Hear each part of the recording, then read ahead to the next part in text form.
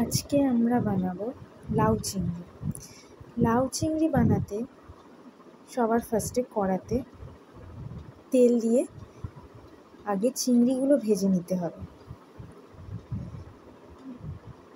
চিংড়িগুলো একটু ভাজা ভাজা হয়ে গেলে, বেশি কড়া করে ভাজার দরকার নেই, অল্প করে ভাজা হয়ে গেলে একটু আলু ভেজে নিতে হবে।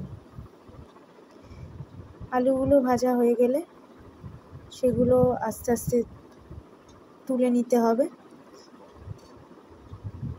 তুলে নেওয়ার পর সেই তেলেই বা তার মধ্যে আরেকটু তেল দিয়ে দুটো তেজপাতা, দুটো শুকনো লঙ্কা, একটু কাঁচা লঙ্কা কুচি আর সামান্য একটু গরম মশলা, তার মধ্যে দারচিনি, এলাচ, লবঙ্গ ফোড়ন হিসাবে দিয়ে দেওয়া হলো। এবার এর মধ্যে একটা মশলা দেওয়া হলো, যেটা দিয়ে ঢাকা দিয়ে দেওয়া হলো। মশলাটার মধ্যে আছে আদা, জিরে এবং কাঁচা লঙ্কা দিয়ে একসাথে বেটে নেওয়া একটা পেস্ট।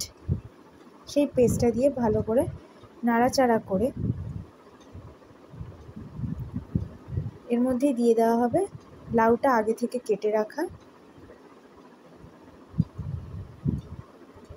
লাউটা দিয়ে দিতে হবে।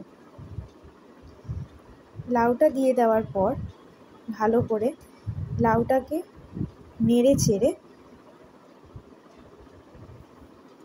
একটু ঢাকা দিয়ে দিতে হবে। এরপর লাউয়ের মধ্যেই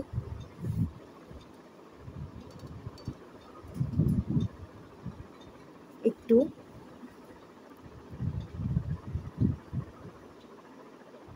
নুন, হলুদ গুঁড়ো,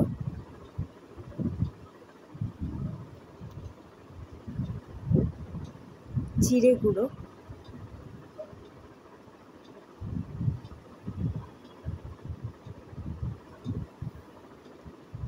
একটু লঙ্কা গুঁড়ো, কাশ্মীরি লঙ্কার গুঁড়ো দিয়ে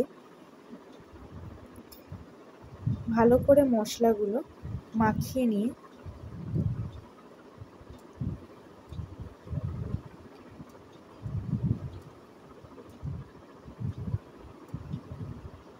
10 মিনিট মতন ঢাকা দিয়ে রাখতে হবে।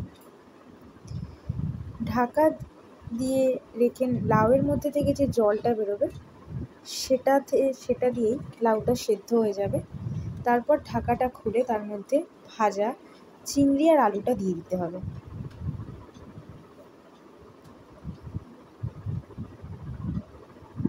স্বাদ মতন একটু চিনি দিয়ে আবার